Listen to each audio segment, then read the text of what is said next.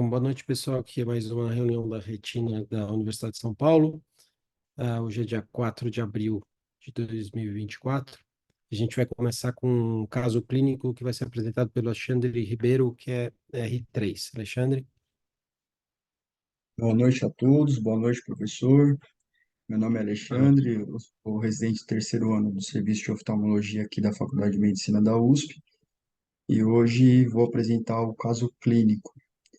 Meus agradecimentos vão ao Dr. Sérgio Pimentel e ao Dr. Iago Bastos.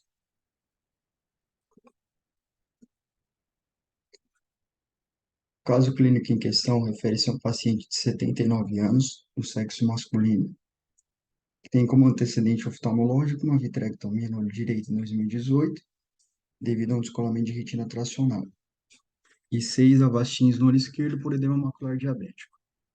Como antecedente patológico sistêmico, é um paciente portador de diabetes mellitus insulino dependente há 25 anos, com uma HB glicada de 8,8 na presente avaliação. Além disso, paciente hipertenso. Ao exame, o paciente possui uma acuidade visual no olho direito de 20/40 e no olho esquerdo de 20/80. A biomicroscopia, o paciente pseudofásico, sem neovascularização de íris, sem opacidade de cápsula posterior. Aqui, uma imagem da retinografia de grande angular do olho direito do paciente. Nessa, da mesma forma, uma retinografia de grande angular do olho esquerdo do paciente. Seguindo, um aumento para a visualização de maiores detalhes do polo posterior na retinografia e, do lado direito, uma imagem de autofluorescenografia, também do olho esquerdo.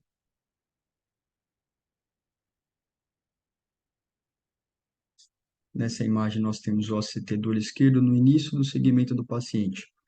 Como eu disse anteriormente, o paciente fez 6 injeções de Avastin. Essa imagem é prévia a todas as 6, antes de qualquer tratamento. E essa imagem é a da presente consulta, após as injeções. Gostaria de abrir para condutas.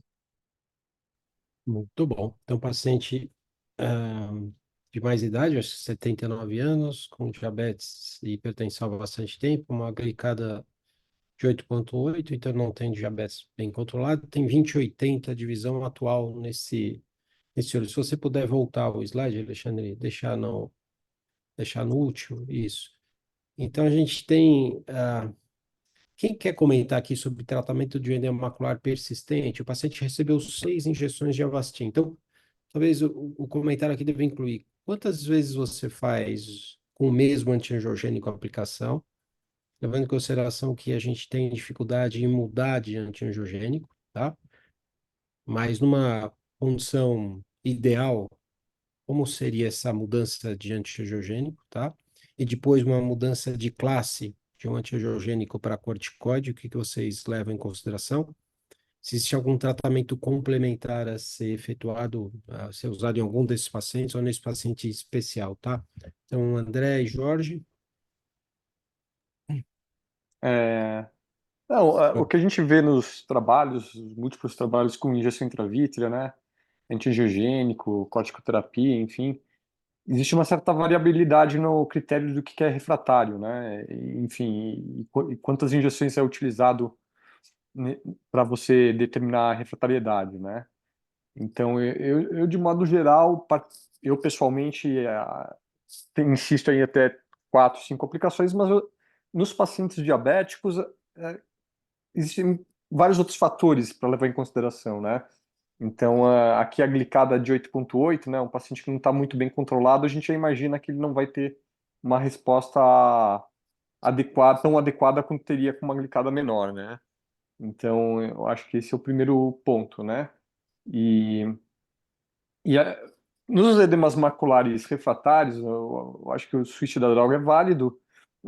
Aqui não é um edema com aspecto tão crônico, com múltiplos cistos, um edema esponjoso que a gente fala, e que a gente poderia optar já por uma corticoterapia. Então, se o paciente é refratário ao Avastin, eu acho que seria válido tentar um Eylea, por exemplo, ou alguma dos novos anti-angiogênicos, como o brolucizumab, o faricimab. Perfeito, André. Jorge? Então, se a gente pensar que o protocolo I, 40% dos pacientes não responderam bem à medicação antibiogênica, que naquela época era o Lucentis, a gente vai ter muito paciente que não responde bem. Né? A gente tem um trabalho do Bressler que ele fala o seguinte, ó, se você, desses pacientes que não responderam bem, mas que se você persistir fazendo a aplicação, em 2 anos, ó, esses pacientes 40% desses pacientes vão melhorar até 2 linhas de visão.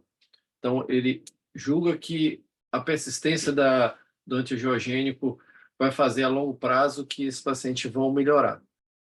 E eu estou tentando lembrar o nome do trabalho que fala ao contrário. Ó, se você chegou a 3 injeções e não melhorou, no máximo fazer até 6, porque esses pacientes não vão melhorar muito. Na minha prática diária, eu faço em torno de 5 ou 6 injeções. Se não melhorou nada, com 3 injeções eu já penso em mudar a classe do antibiogênico. E se mudar a classe do antibiogênico também não responder, aí eu penso em fazer um Ozurdex, pensando que esse é um edema mais crônico. Mas nesse paciente tem uma característica diferente, ele tem essa lesão justafoveal aí, ovoide, bem hiperreflectiva, com o centro, digamos assim, normo-reflectivo, que provavelmente é o grande causador dessa persistência aí, que talvez, mesmo trocando antibiogênico ou fazendo uso Dex, você não vai melhorar muito e tem que pensar em outras coadjuvantes, como fotocoagulação a laser, o laser amarelo, outras coisas para permitir a melhora. Mas vamos seguir o caso aí que eu quero aprender. A lesão parece um Telcaps, né? Aí, Isso, eu não queria falar o nome, mas É o Telcaps, né? isso. Tá, joia. TELCAP é a abreviação de telangiectasia capilar, né? Ótimo. é, Algum outro fellow quer dar, além dos assistentes aqui, do Jorge e do André, algum fellow quer dar alguma opinião a mais aqui? Vocês estão com o microfone aberto, ou se alguém quiser fazer algum comentário, pode fazer pelo chat, tá? E a gente discute isso.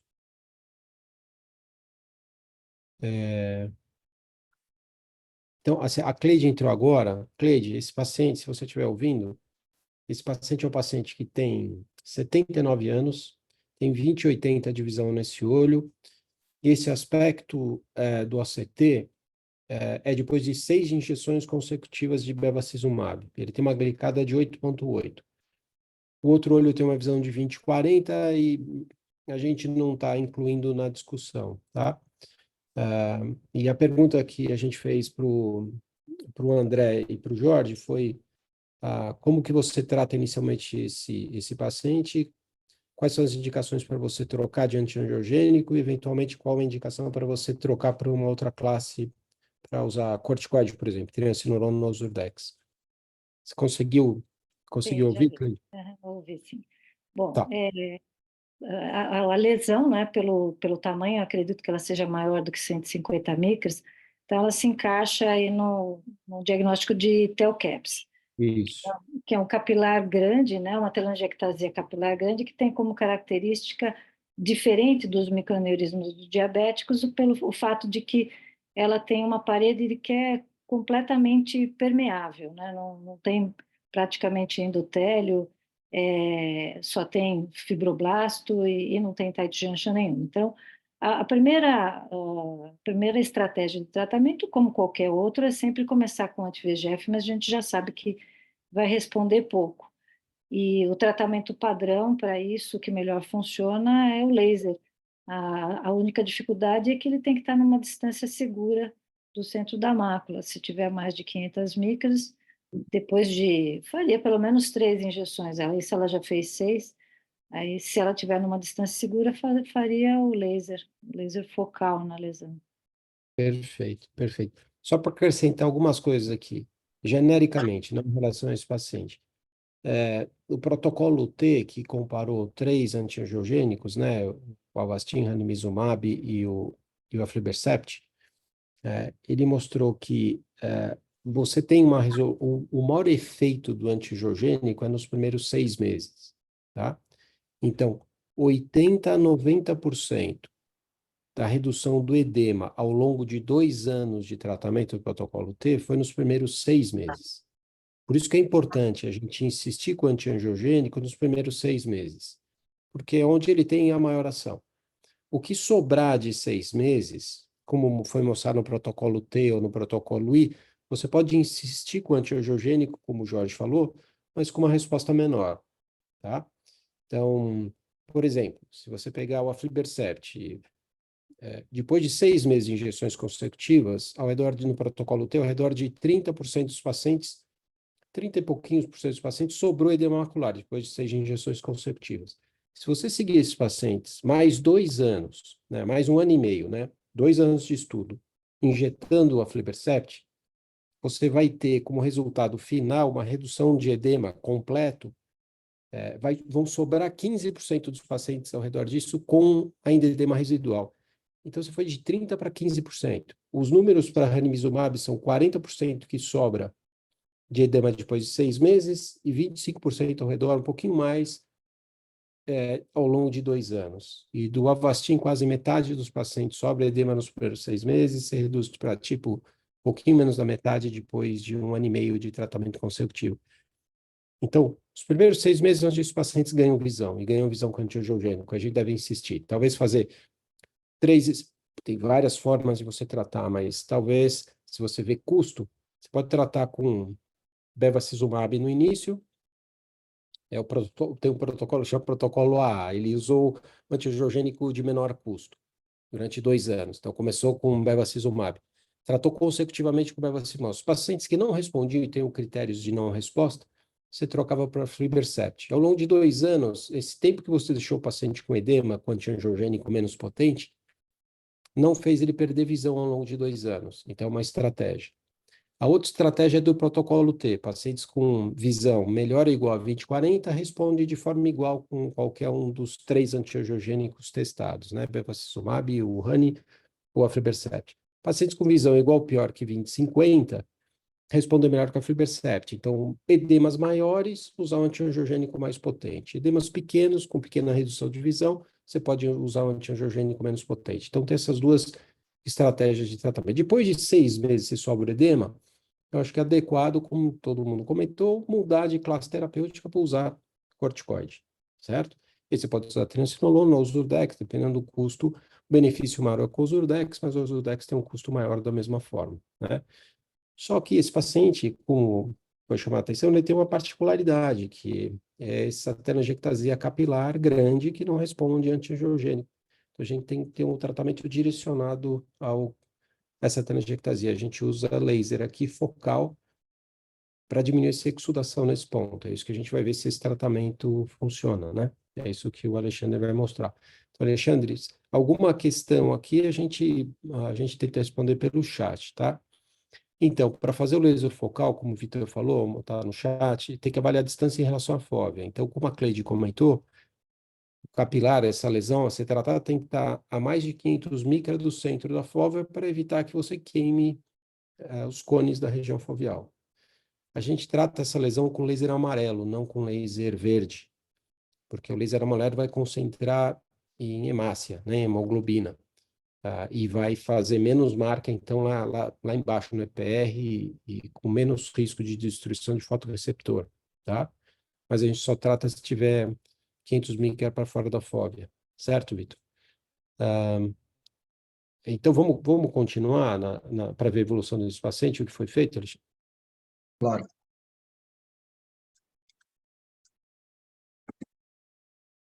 Então, dando seguimento, essas são imagens de fluorescinografia do olho esquerdo, a primeira numa fase mais precoce e a segunda numa fase mais tardia. Aqui, imagens de endocianografia também do olho esquerdo, novamente numa fase precoce e a segunda numa fase tardia. Após a avaliação da consulta em questão, foi indicado Eylea e laser focal. Como o professor acabou de falar, o laser escolhido foi o laser amarelo, com uma mira de 50 micras, um tempo de exposição de 0,1 segundos e uma potência de 50 miliwatts. Cabe ressaltar aqui que o laser verde, o laser amarelo, na verdade, possibilitou que fossem realizadas as fotocoagulações um pouco mais próximo da região macular.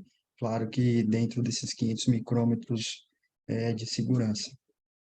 O paciente, na ocasião da avaliação, novamente estava com 20/80 de acuidade visual. No segundo mês depois do tratamento, o paciente se apresentou com uma acuidade visual de 20/50 e a seguinte imagem. Aqui no terceiro mês após o tratamento, novamente com a acuidade de 20/50 e essa imagem. E nós temos uma imagem de angiofluorescenografia antes da aplicação do laser e após a aplicação do laser com o Eylea. Essa uma imagem de endocianografia antes da aplicação do laser e após a aplicação do laser. Aqui, Pode voltar um pouquinho? Isso. A Cleide, André e Jorge, vocês querem comentar a resposta em relação à eficácia terapêutica do laser, a modificação aqui que o Alexandre mostrou nos exames, e como ainda tem resíduo de edema, o que vocês fariam aqui? O Alexandre não quer a continuação desse paciente, a continuação até o terceiro mês, ele está em acompanhamento. Então, eu queria que vocês comentassem essa estratégia terapêutica, como ela foi feita, como vocês usam, de que forma vocês usam, e a partir de agora, depois de 3 meses, o que vocês fariam, tá? Eu não sei se já comentaram a avaliação multimodal do TELCAPS, mas Pode comentar, porque daí o Alexandre, não foi comentado, o Alexandre vai mudar. Aqui está vou comentar a endocianina, seguinte. que é o padrão ouro, né? O Isso. Alexandre vai comentar em E seguida. o motivo é porque essa telangiectasia, provavelmente, né, ela é preenchida por sangue coagulado e por muito lípide. E o lípide, ele tem uma alta afinidade pela endocianina, então ele aparece bem na endocianina. Fibrina, né? O nosso paciente, ele apareceu também na anjo, mas frequentemente não aparece, porque Volta, mostra a Ângela, Alexandre. no nosso até apareceu, mas muitas vezes não aparece na anjo porque o lípido é hidrofóbico, então ele não tem afinidade pela fluoresceína, mas aí provavelmente tinha espaço dentro do TELCAPS para caber a fluoresceína e por isso que ela apareceu aí. E outra Isso. característica interessante é que, apesar de corar bem, ele não costuma extravasar. E um outro exame onde também não costuma aparecer é no ACTA, porque tem um fluxo turbilhonado, cheio de coágulo, então o fluxo é lento, não costuma aparecer no ACTA. Então, o padrão ouro é a endocianina verde para fazer o diagnóstico de TELCAPS. Esse tamanho, né, dos 150 micras, foi estipulado justamente porque os estudos de laser mostraram que era a partir de 150 micras que o resultado era pior com anti-VEGF e melhor com laser. E então a estratégia é fazer uma aplicação, observar 3 meses, 4 meses. Nesse paciente, a lesão no OCT estrutural praticamente desapareceu. E então agora o que sobrou a gente pode tratar com anti-VEGF. Tem até alguns biomarcadores agora de inflamação também, tem aquele sinal do colar de pérolas, tem alguns focos hiperrefletivos. Acho que podia até usar corticoide, mas acho que Cleide, não nada fazer uma contra. pergunta. Ótimo. Fazer uma pergunta para você. Raramente a gente vai fazer endocianina para fazer diagnóstico de TELCAP, certo?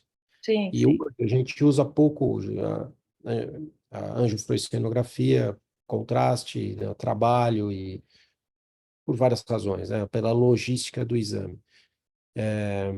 Tem alguma forma de você reconhecer pelo OCT estrutural, nem OCTA, pelo OCT, quais são as dicas para você reconhecer um TELCAP num OCT normal? Bom, acho que começa pela foto de fundo de olho, né? Porque eles sempre aparecem circundados de exudato, às vezes em clusters, e circundados de exudato duro, porque eles têm uma permeabilidade muito alta. E no OCT estrutural é aquela lesão elíptica, com um contorno relativamente definido e um tamanho maior do que 150 micras no maior diâmetro. E com esses exudatos ao redor. Então, isso já acaba sendo suficiente para fazer. E às vezes a gente até vê no fundo de olho o próprio aneurisma, mesmo na foto colorida ou no Entendi. infrared. Tem outras dicas, porque a gente está vendo muito TELCAP nesses casos crônicos. Então, o paciente cronificou edema macular em diabetes, você tem que procurar TELCAP. Quer dizer, tem que procurar tratar esses casos com laser para melhorar a eficácia terapêutica, né? Então, uma dica é você ver o mapa do OCT. Onde tem TELCAP, essa região sempre vai estar elevada, sempre vai estar avermelhada. Então, aí você busca com o OCT, com os cortes, com os scans nessa área, e você vai conseguir ver mais fácil. Outra coisa, você tem que fazer cortes finos, um próximo do outro, senão você perde. A lesão é pequena. Se você fizer um OCT com os scans mais separados, você pula, muitas vezes você pula o TELCAP, aí você não consegue fazer o diagnóstico, né? O que a gente tem visto, Cleide, a maioria dessas lesões na retinografia, a gente vê só como um ponto hemorrágico. Você acha que é uma hemorragia, É o microaneurisma. sem exudação, ou um microaneurisma. E, na verdade, é uma lesão grande, é uma telangiectasia, e não uma hemorragia, né? O sangue que está dentro, com fluxo pequeno, uma parte disso é coágulo, forma esse aspecto de avermelhado. E você acha que é uma hemorragia, mas não é. Isso é um vaso dilatado, né? E o vaso fica mais fino, você vê com o sangue com um aspecto diferente dentro, né? Então, eu acho que fazer o mapa no OCT é importante e na dúvida de ter um mapa grande, você procura todas essas hemorragias, o que você tiver de hemorragia, que muito provavelmente você vai ver vários TELCAPs. Daí você seleciona, você consegue saber em que pontos que você faz o laser focal com laser amarelo, né? São dicas que a gente tem visto e tem usado aqui no ambulatório. A gente vê muito esses casos crônicos, né? Existem algumas estatísticas que falam em 2/3 dos pacientes com edema macular diabético. Não sei se chega a tanto, mas é frequente. Mas são muitos. Nos edemas crônicos, eu diria que É. com certeza, Cleide. Edemas agudos, pouco tempo de duração, menores, mais localizados, aí é difícil de a gente ver. Jorge e André, comentário em relação a essa parte? Eu não sei não, mas acho que eu li que era metade, não era 2/3, não. 2/3 é bastante, mas os edemas crônicos, né? Os edemas agudos não tem tanto. E Isso. no OCT, ele tem um contorno hiperreflexivo e internamente, porque tem lipídios, ele é normoreflexivo, ele não é hiporreflexivo.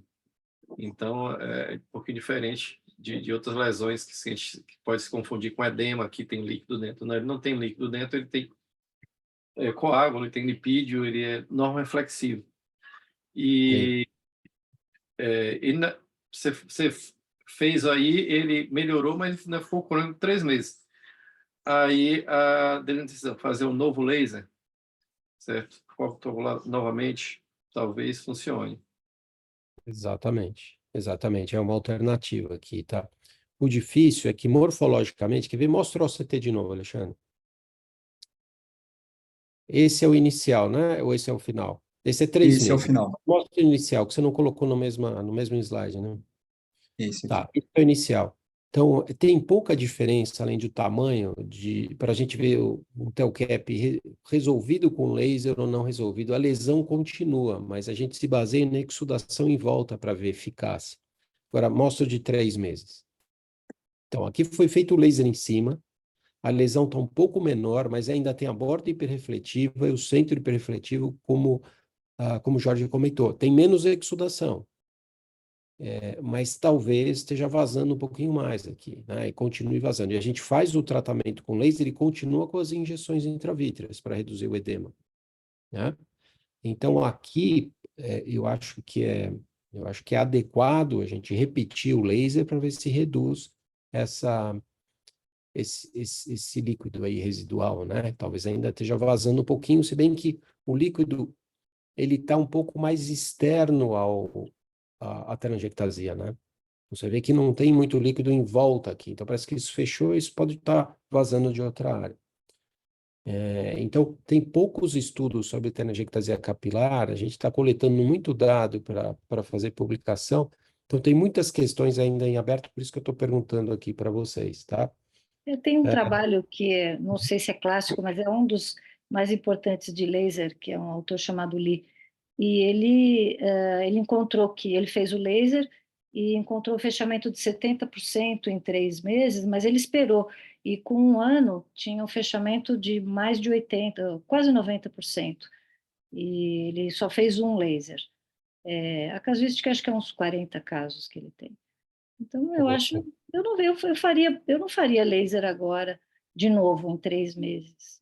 Eu acho que, O Cleide, quando a gente fazia bastante laser, né? Faz tempo, né, que a gente não faz muito. A recomendação era que você fizesse o laser, e se tivesse edema ainda, que era angiográfico, sim, depois fazer de 4 meses 4 você meses, podia. 4 meses. Quatro meses era o tempo, né? Protocolo do ITDRS era cada 4 meses. Isso, 4 meses exatamente. para você retomar, porque aí você tem a função estimulada também do EPR, né?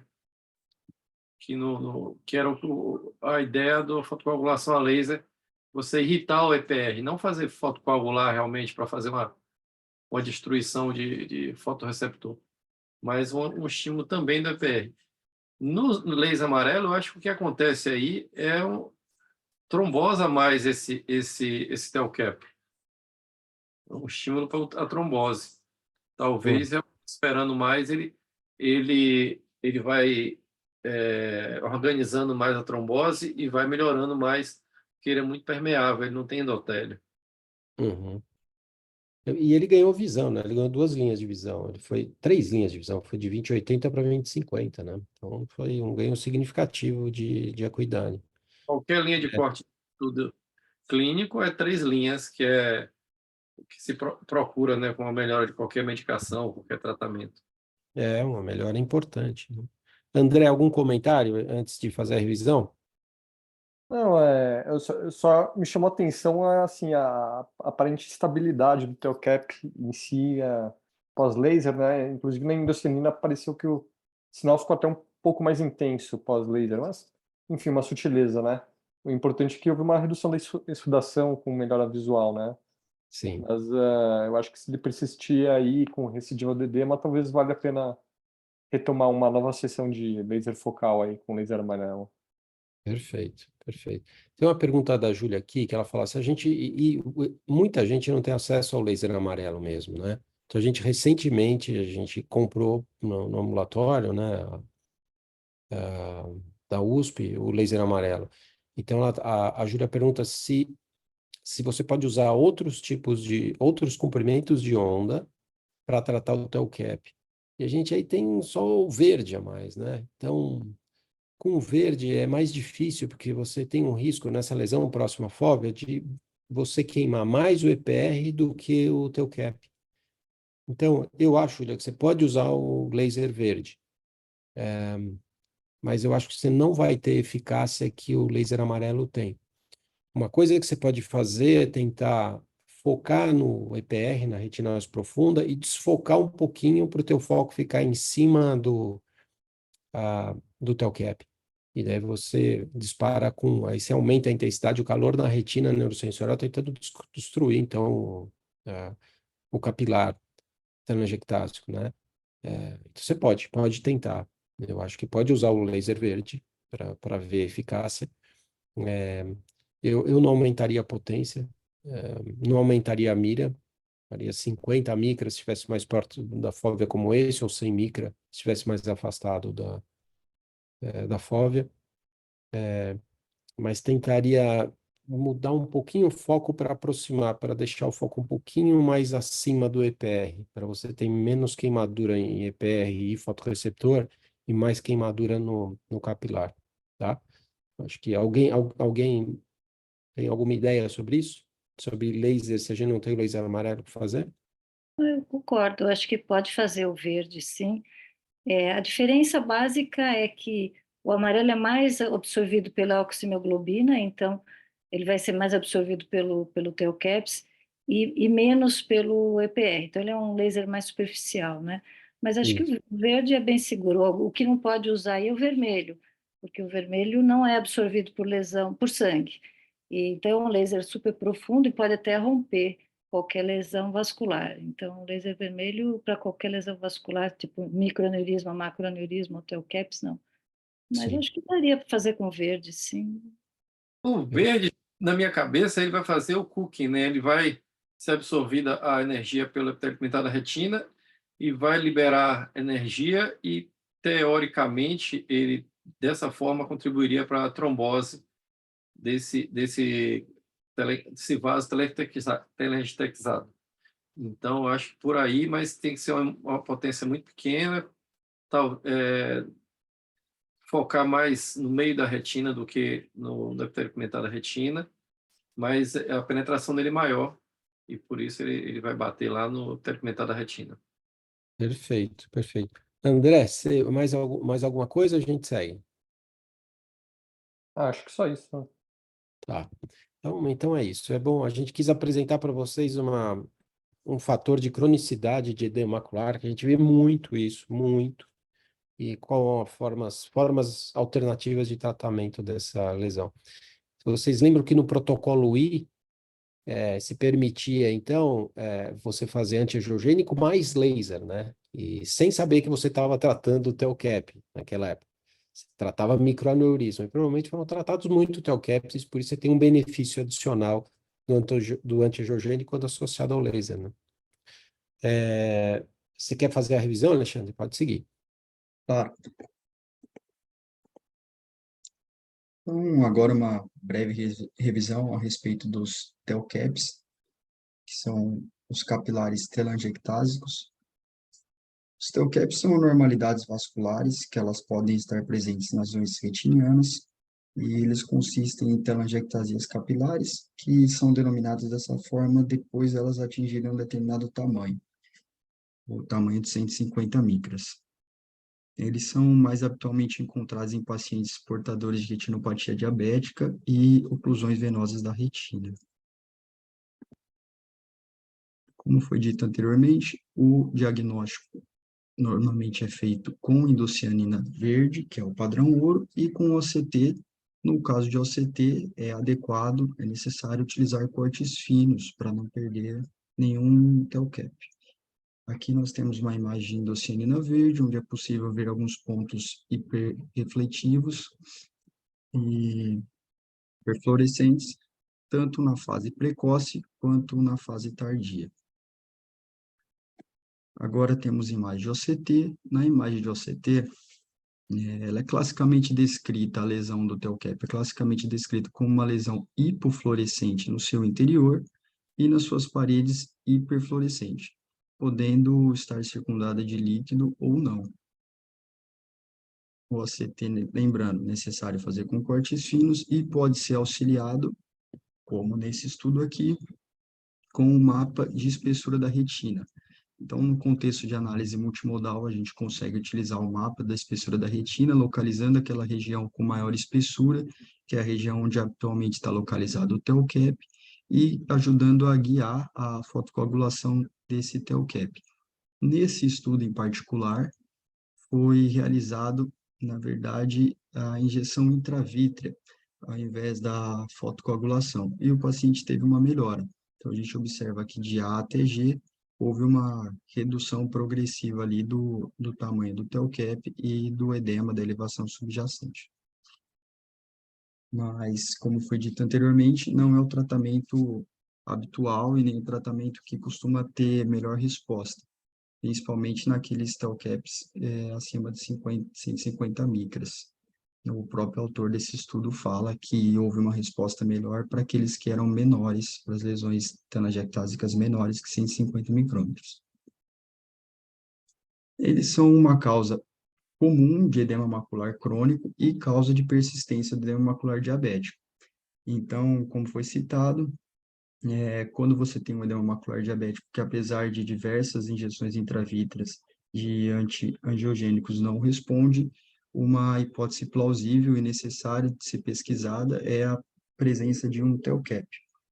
Normalmente é feita essa pesquisa através do OCT, que é um exame mais acessível e com menos riscos do que a endostomia verde, que apesar de ter uma melhor acurácia, uma melhor sensibilidade, é um exame invasivo, um exame que não é tão disponível.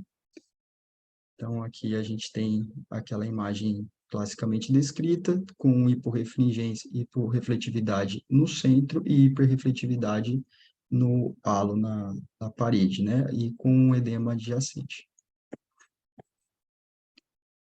Eles costumam ter pouca resposta ao uso de antiangiogênico isoladamente, e então o tratamento padrão ouro é o laser focal associado ao anti-VEGF.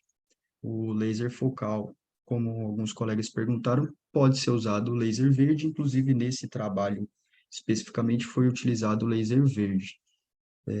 Claro que com a precaução que já foi dita de não chegar tão próximo da região macular e o foco não atingir especificamente o TEOCA.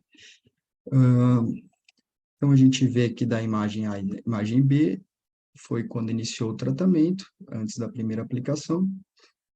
A imagem C e D mostra uma redução do tamanho e do líquido próximo, já com 3 meses de evolução.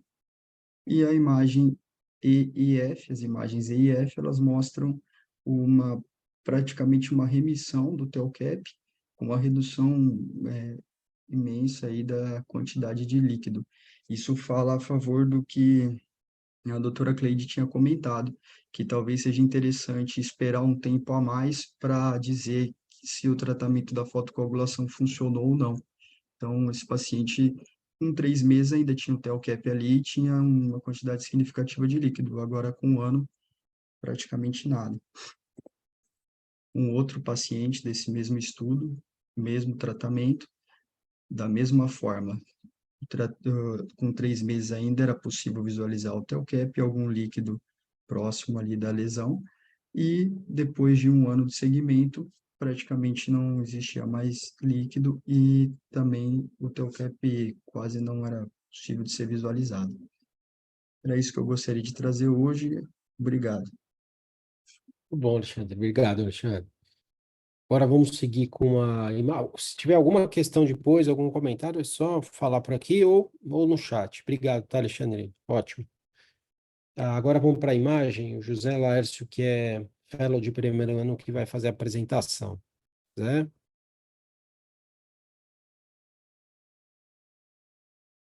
Zé, tá sem áudio. Opa, boa noite. Agora estão me ouvindo? A imagem tá boa, tá? A imagem tá certinha. Ótimo, obrigado. Boa noite a todos.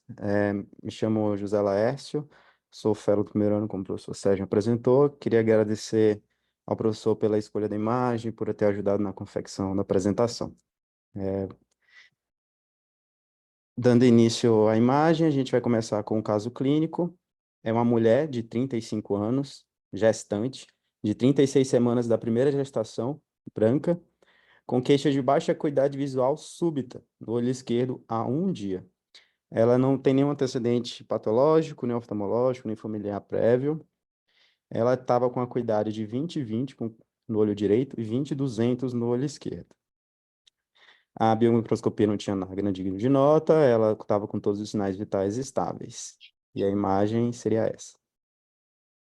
Muito bom. Então, gestante, jovem, 20/200 de visão a 1 dia, nesse olho e com essa imagem. O que pode ser isso aqui? Tem alguns diagnósticos diferenciais, né, Zé? Isso, Vamos professor.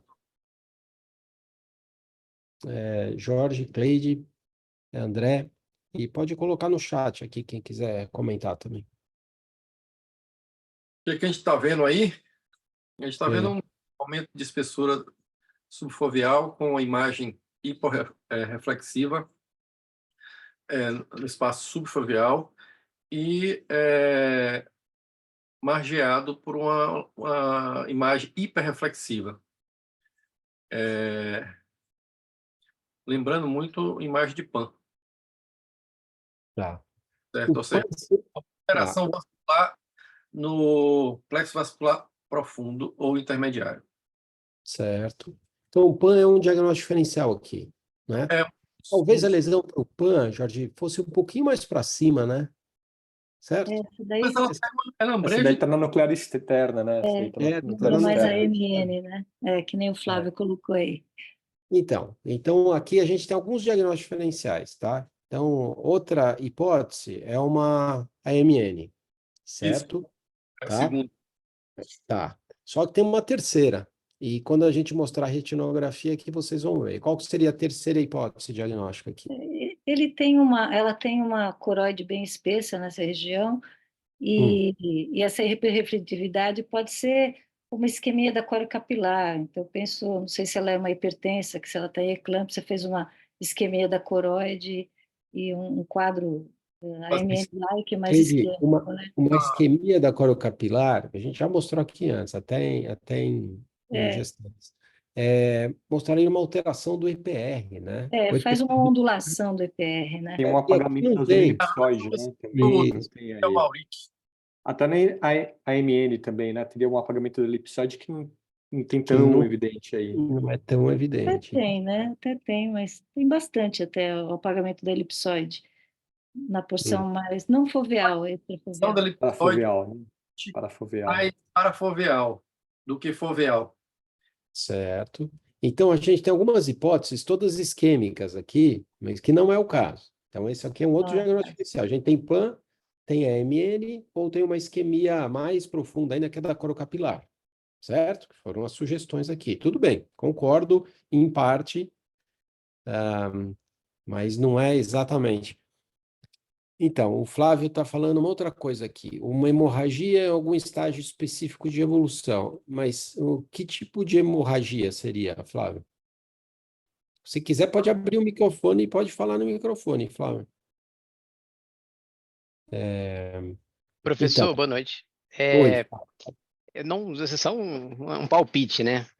História de gestante ali, 36 semanas, não sei se está perto do trabalho de parto, não sei se teve algum É, um uhum, sangramento súbito aí, sei lá, uma contração uterina, aumentou pressão, fez alguma coisa de valsalva, não sei. certo, Sugestão. tá, tá. Agora, qual seria a característica dessa hemorragia, se fosse uma hemorragia aí por uma manobra de Valsalva? Tá bom, aumenta a pressão venosa e você tem esse Seria tipo uma de... sombra ótica, Ah, né? Aí não tem, né?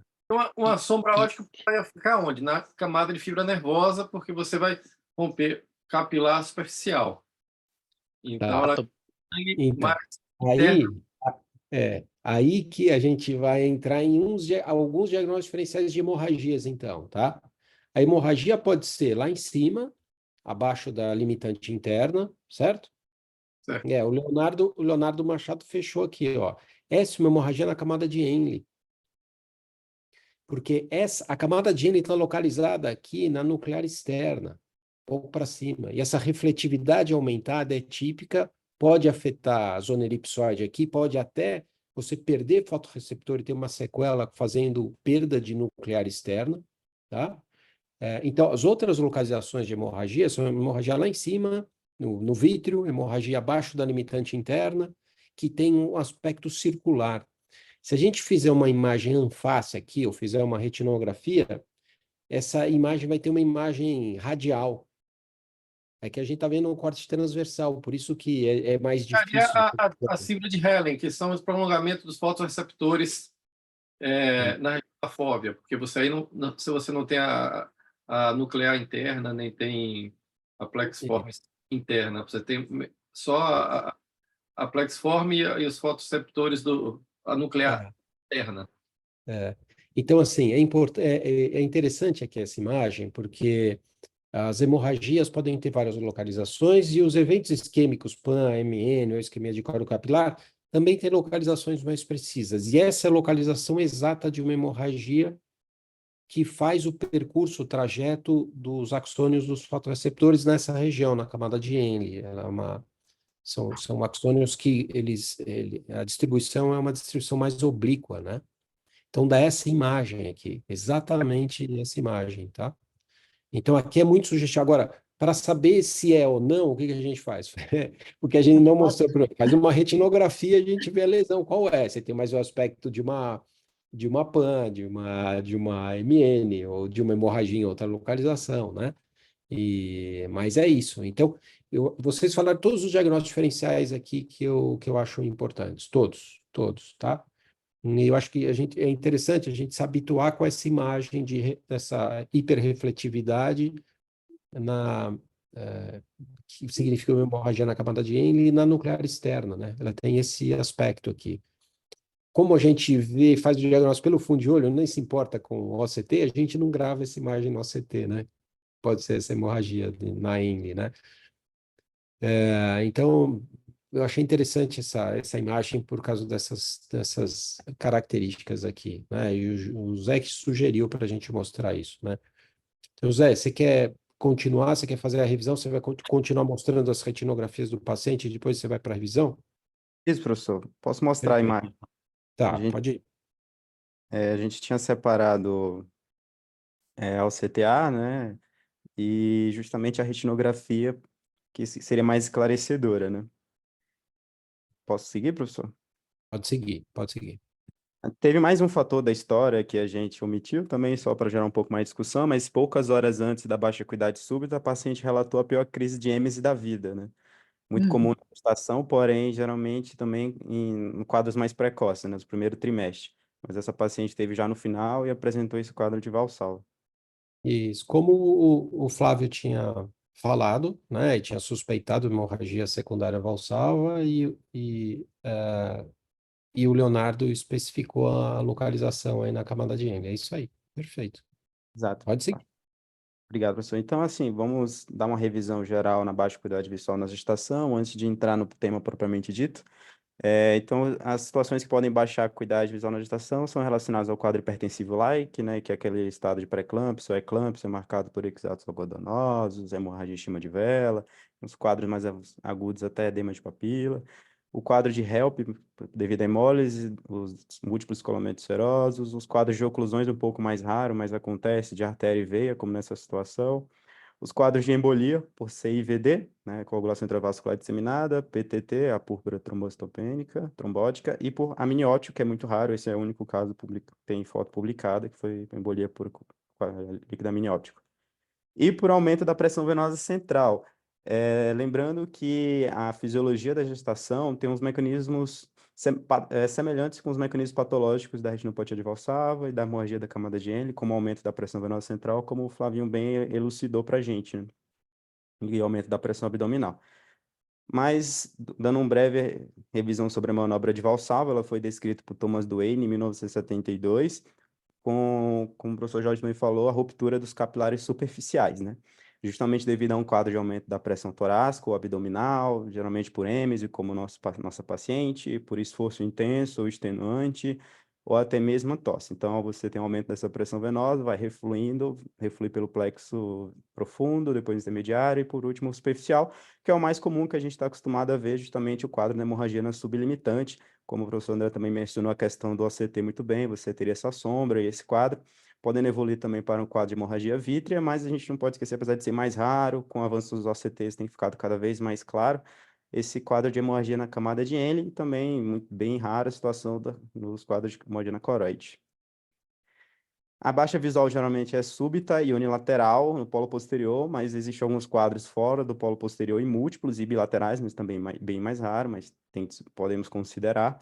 E o tratamento é conservador, na maioria dos casos, mas pode ser, partir para o YAG laser, aquela membranectomia em alguns casos, e também a vitrectomia.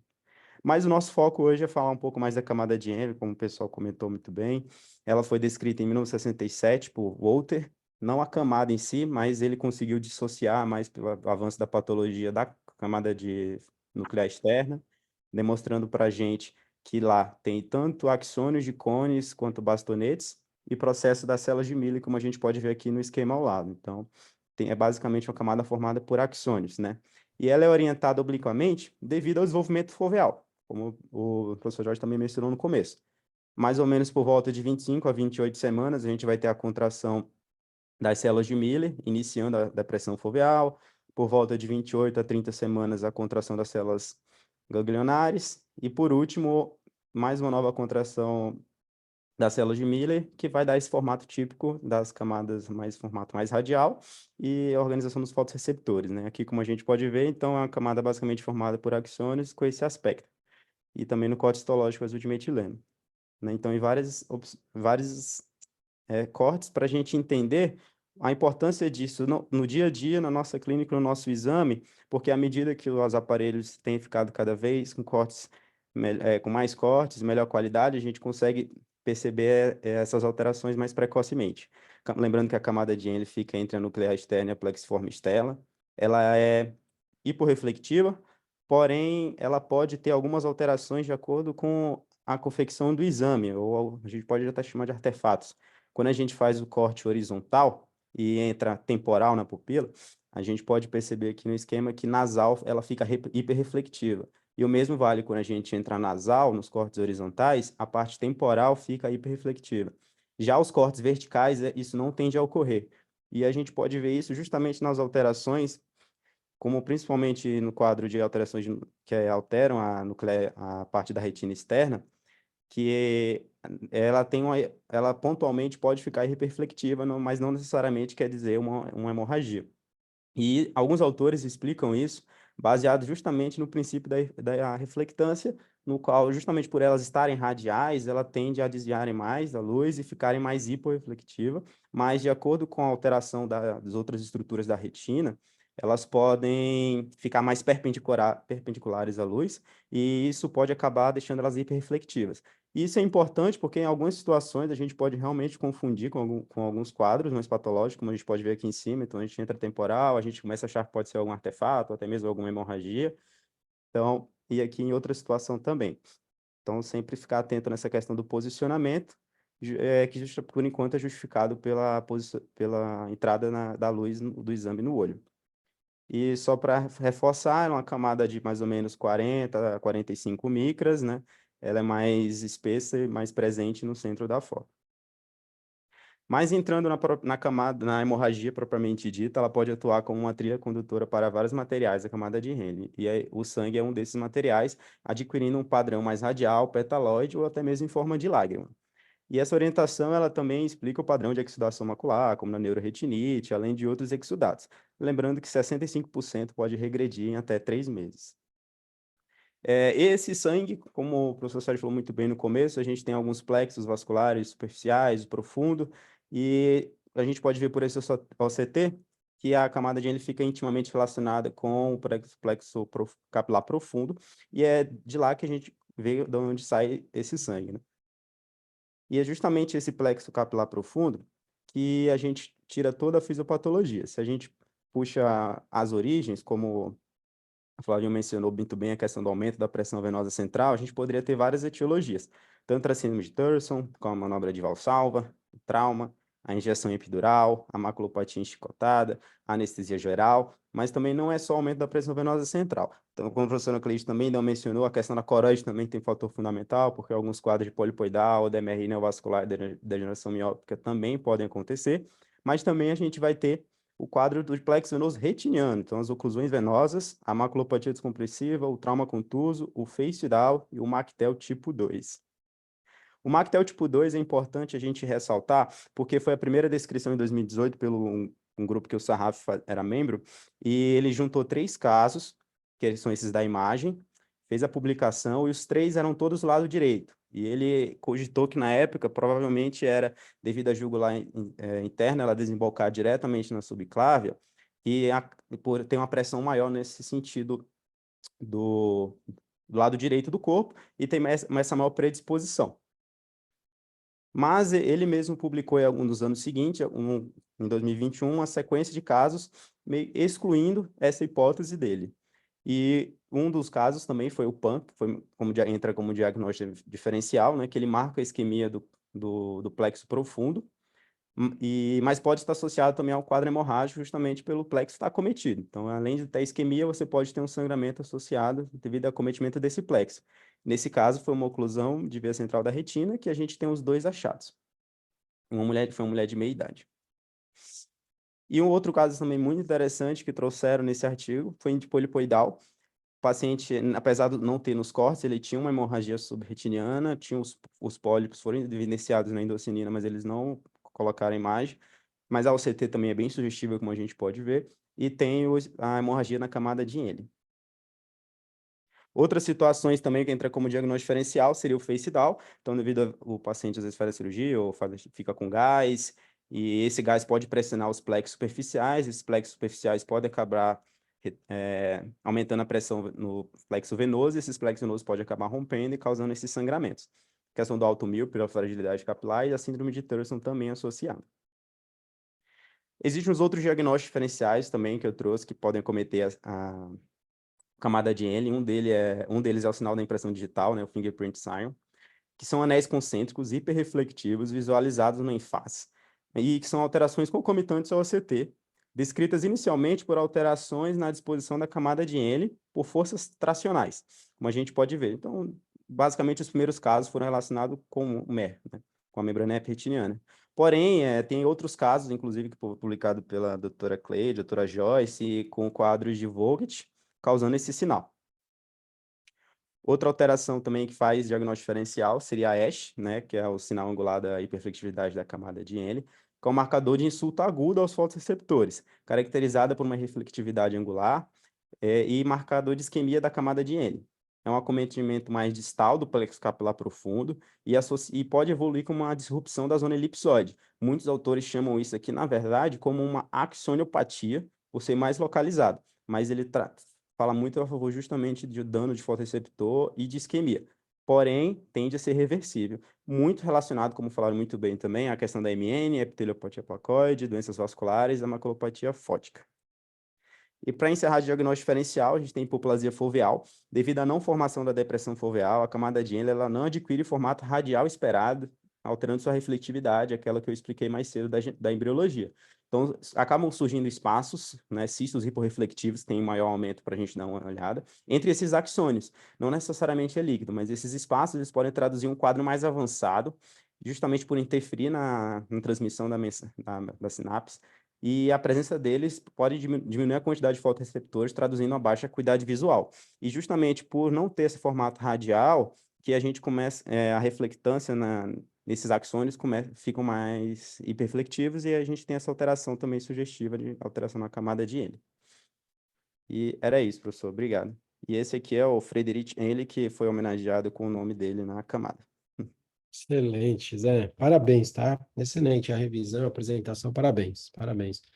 Então, hemorragia na camada de Henle, perfeito. Agora vamos seguir com o artigo.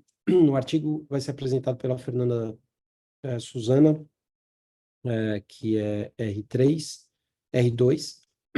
e o artigo fala o seguinte, das lesões que predispõem ao aparecimento de uma neovascularização do tipo 3.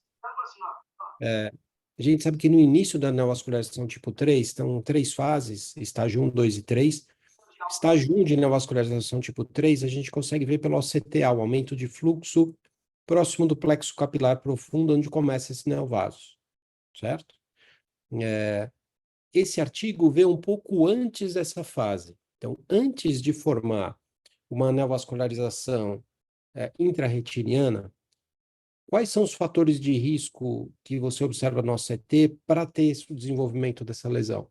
Tá? Então, é isso que a Fernanda vai comentar. Então, Fernanda. Obrigada, professor. Eu sou a Fernanda Suzana, sou residente do 2º ano e vou apresentar o artigo da semana. Gostaria de primeiramente agradecer ao Dr. Sérgio Pimentel pela oportunidade e pela ajuda na apresentação.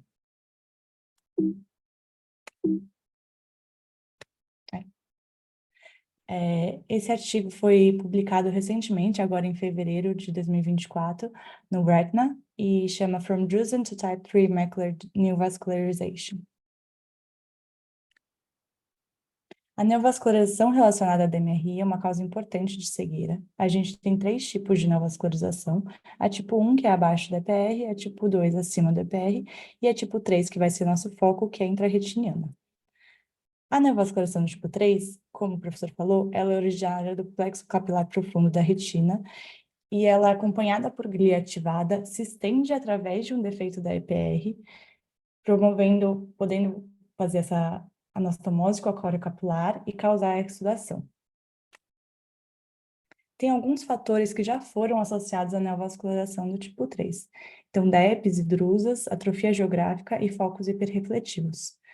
A neovascularização do tipo 3, geralmente se desenvolve sobre uma drusa grande ou um DEP do tipo drusenoide. E o DEP, ele é considerado um fator de risco para progressão para DMRI tardia, tanto neovascularização quanto atrofia geográfica.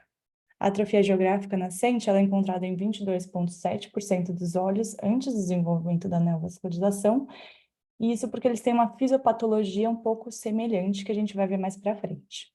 E por último, os focos hiperrefletivos, eles podem representar ou EPR migrado ou macrófagos com lipídio fagocitado, e eles também são um fator de risco para progressão para DMRI tardia. E esse EPR que é migrado, ele pode ser uma fonte de VEGF e isso causar neovascularização.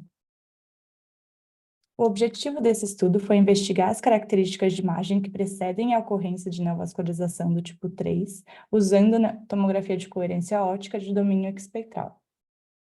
Então, esse é um estudo observacional retrospectivo que fez uma revisão de bancos de dados de imagens de 4 centro-retinianos entre 2016 e 2022.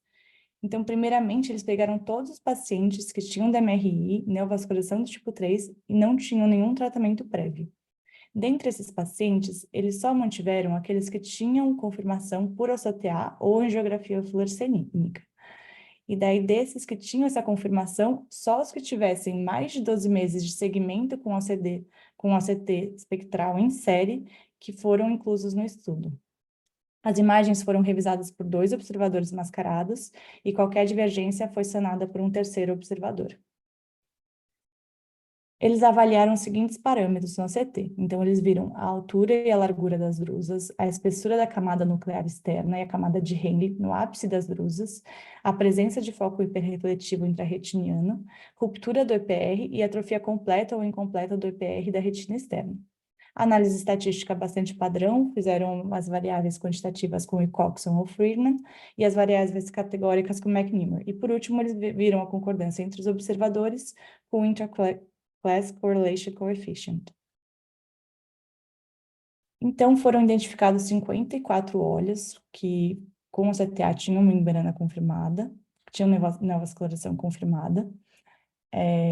Dentre esses, apenas 31 tinham OCT seriados por mais de 12 meses antes da identificação da neovascularização, e desses, só 20 olhos apresentavam um DEP drusenoide ou drusas no local antes de fazer a neovascularização. Então, esses 20 olhos, que eram quase 65% dos pacientes, que foram selecionados para eles avaliarem mais detalhadamente o OCT e verem quais que eram os fatores associados à neovascularização.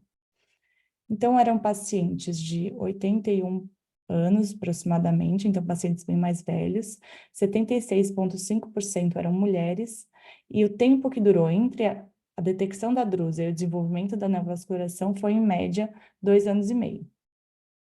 A acuidade visual teve uma diminuição significativa entre esse segmento, e a espessura macular teve um aumento significativo entre esse segmento também. E o que eles viram? Que a neovascularização se desenvolveu no ápice de uma drusa em 95% dos olhos, e só em um olho a neovascularização se desenvolveu na periferia da drusa. E isso tem uma explicação fisiopatológica bastante didática, que eu vou ilustrar agora com uma imagem, um caso que eles colocam aqui no artigo. Então, é um caso de uma mulher de 77 anos que desenvolveu a neovascularização no ápice do DEP precursor. Então, a gente consegue ver que na evolução de 3 anos até o desenvolvimento da neovascularização, foi tendo um aumento progressivo da drusa precursora e uma redução progressiva da espessura da retina externa. Então, quando a gente tem esse aumento da altura da drusa, a gente acaba separando a EPR da coroide. E a EPR passa a ter uma isquemia, porque ela está se separando justamente da sua nutrição. E essa isquemia vai levando a uma disfunção progressiva da EPR, que a gente vai ver nessa evolução do OCT, com primeiro uma disrupção da zona elipsoide, da membrana limitante externa. Depois a gente começa já a conseguir ver focos hiperrefletivos, e depois tem uma dissolução já da EPR completa. E o que a gente vai ter? Então, essa atrofia da camada externa da retina vai causar com que o aumento do contato entre o plexo capilar e o EPR, e o aumento da atividade de citocinas angiogênicas. E a dissolução da EPR faz com que o crescimento capilar profundo ele possa passar através da EPR, se anastomosar com o acório capilar e causar exudação. A gente consegue ver nesse OCT os pontinhos de vasos, né, passando justamente por essa parte de dissolução do EPR. Outra coisa que eles viram nesse estudo foi uma atrofia completa ou incompleta do EPR e da retina externa em 25% dos olhos no início do tratamento, que foram 5 olhos, e ao final do estudo, quando teve o desenvolvimento da neovascularização, em 6 olhos. E trouxeram mais um casinho que também vai ser de um paciente que desenvolveu a neovascularização no ápice do DEP precursor, mas agora é um homem de 87 anos. E esse caso vai ser bastante semelhante com do outro, no sentido de que a gente também vai ver um aumento progressivo na largura e altura do DEP e um afilamento progressivo na camada nuclear externa e na camada de Henle, causando a dissolução do EPR e a neovascularização do tipo 3. O interessante desse caso é que 4 anos antes do desenvolvimento da neovascularização, a gente já consegue ver uma atrofia da camada da retina externa.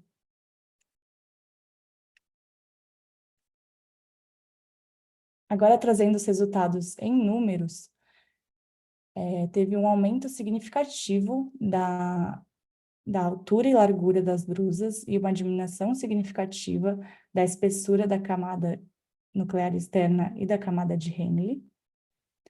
Também foi significativo o aumento da atrofia da retina externa e a dissolução do EPR. E, por último, outro dado interessante é que, ao final, 100% dos pacientes apresentavam dissolução da zona elipsoide ou da membrana limitante externa.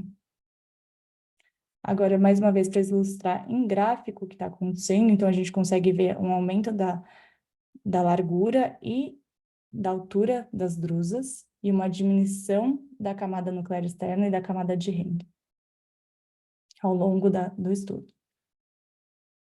Então, um resumo do que eles acharam. Então, 40% dos pacientes na primeira visita e 65% na visita final tinham drusas grandes, então acima de 107 micrômetros. 47% tinham focos hiperrefletivos mais de 1 ano antes do desenvolvimento da neovascularização. 65% da neovascularização foi em cima de DEP drusenoide ou drusas precursoras, e desses, 95% foi no ápice dessas drusas ou DEPs. E 100% dos pacientes apresentaram dissolução da membrana limitante externa e da zona elipsoide. Algumas limitações desse estudo. Então, foi um estudo que teve uma população bem pequena, um N só de 90 olhos. Isso porque eles tiveram um critério bem rigoroso de seleção de imagens e também tiveram que todos tinham que ter confirmação por ACTA e tinham que ter mais de 12 meses de segmento seriado com ACT, então acabou limitando para apenas 20 olhos. Foi um trabalho retrospectivo, então ele apresenta todas as limitações de um trabalho retrospectivo, mas principalmente num trabalho de imagem, é a falta de estandarização nas imagens coletadas nesse estudo. Mesmo assim, esse trabalho ele é muito interessante e ele faz a gente se questionar para trabalhos futuros para avaliar a história natural das drusas com alto risco de colapso. Então, ver quantas evoluem para atrofia neovascular, para atrofia ou para neovascularização, quais são fatores associados a um ou outro. E esse estudo também, ele comprova a importância das drusas e DEPs drusenoides na formação da neovascularização do tipo 3 e ilustra os fatores que podem ser detectados precocemente em imagens antes da evolução para a neovascularização do tipo 3. Então, ele tem um impacto clínico muito importante em a gente poder detectar precocemente esses pacientes que estão em mais risco de evolução ruim na DMRI. Obrigada, e esse é meu e-mail para qualquer dúvida. Excelente, Fernanda, parabéns, tá? Super didática a apresentação, ótimo, vale a pena ler o artigo. Então, a gente vendo a Fernanda apresentar, a gente tem que se interessar para ler o artigo, muito bem apresentado. O artigo é muito bem escrito, é muito interessante. Então, tem alguns fatores que estão relacionados aí à neovascularização tipo 3, como a Fernanda comentou. Alguns outros, coroides finas, estão mais relacionados à neovascularização tipo 3, e depósito urosenoide subretiniano também. E os pacientes, em geral, têm uma faixa etária superior à de neovascularização tipo 1. Neovascularização tipo 1 ao redor de 70 anos, aqui é acima de 80 anos, tá? E agora a gente sabe que bastante drusa, né? Drusas, DEPs drusenoides, quando você começa a ter o colapso da camada nuclear externa, você aumenta o risco de ter neovascularização tipo 3. Então, você detecta, sim, um paciente suspeito, mesmo antes de você, pelo OCTA, fazer um diagnóstico de um estágio 1 de uma neovascularização tipo 3. Estágio 1 é um estágio não exudativo, como estágio 2, estágio 3 já é um estágio exudativo. E daí a gente consegue tratar precocemente esse paciente. Lembrando que a maior parte dessa neovascularização, ela acaba ocorrendo no outro olho, em quase 100% dos casos, em menos de um ano. Eles são muito simultâneos, tá? E podem fazer com que o paciente perca a visão nos dois olhos rapidamente. Então, por isso a importância de fazer um diagnóstico precoce. Muito bem, Fernanda, parabéns. Então, agora a gente vai pular para a última apresentação, no caso cirúrgico, a Fernanda Dourado, que é fellow do segundo ano, que vai apresentar. Fernanda? Boa noite a todos, sou Fernanda, fellow da retina cirúrgica do serviço. Gostaria de agradecer inicialmente ao Dr. Sérgio Pimentel e ao Dr. Rony Prete pelo auxílio na condução do caso, ao Dr. Matheus Rocha, que me auxiliou na cirurgia, e ao Dr. Daniel Amotti, que acompanhava a paciente no ambulatório. Então, o nosso caso trata-se de uma paciente do sexo feminino de 14 anos, que acompanhava no nosso ambulatório de retina por conta de um diagnóstico de síndrome de Stickler e alta miopia. Ela tinha esse diagnóstico confirmado com teste genético. Ela vinha em tratamento com laser por conta da presença de um látice 360 graus nos dois olhos. No contexto inicial do acompanhamento da paciente, ela apresentava uma acuidade visual de 20/32 no olho direito e 20/40 no olho esquerdo. E essas eram as imagens fundoscópicas da paciente, em que a gente consegue perceber a presença de látice na periferia e de outras degenerações que ficavam até mais evidentes com o exame de autofluorescência de fundo. Então, ela vinha em segmento, a gente estava marcando laser, ela retornava a cada 2 semanas, até que um dia ela veio no pronto-socorro, se queixando de uma perda de campo visual inferior no olho esquerdo, que teve início há 2 dias. Ela ainda mantinha uma acuidade visual de 20/40 e apresentava esse bolsão superior. A gente não conseguia visualizar roturas no mapeamento de retina e a mácula ainda estava colada. Então, gostaria de abrir inicialmente para a conduta nesse caso. Perfeito. Então, 14 anos, perda de visão recente há 2 dias, com descolamento superior, vários látices nesse olho e no olho contralateral, uma síndrome de Stickler e uma automiopia. Então, eu queria perguntar, tem o Hélio, o Rony, tem que colocar o Rony como co-anfitrião, a Maria Tereza e o Jorge para comentarem aqui qual seria a conduta. Posso começar? Pode começar, Jorge. Buckle. Paciente Buckle. criança, tem síndrome de Stickler, tem uma alteração vítrea, com maior adesão, e você tem látice em vários locais. E a minha primeira opção para esse paciente é fazer um buckle 360. Eu não consigo ver os buracos onde é que estão, e aí, dependendo da geometria desses rasgões, é que eu vou decidir se eu boto um buckle mais largo, ou boto uma faixa mais fina. Isso vai depender de se eles estão bem alinhados ou estão anterior, posterior, e eu preciso de uma largura maior, certo? E parece que tem bastante líquido, mas dependendo da introflexão, eu nem drenaria inicialmente. E laser ou crio, não necessariamente eu preciso fazer no intraoperatório. Eu posso fazer depois, porque às vezes você tem muita lesão e fazer crio, você vai fazer muito crio, vai predispor a fazer membrana epirretiniana ou induzir a PVR. Então, eu seria econômico no pensamento. Eu pensaria primeiro relaxar a tração, encostar a retina e depois o PR é jovem, ou seja, teoricamente vai bombear bem aí e seria a melhor opção um banco.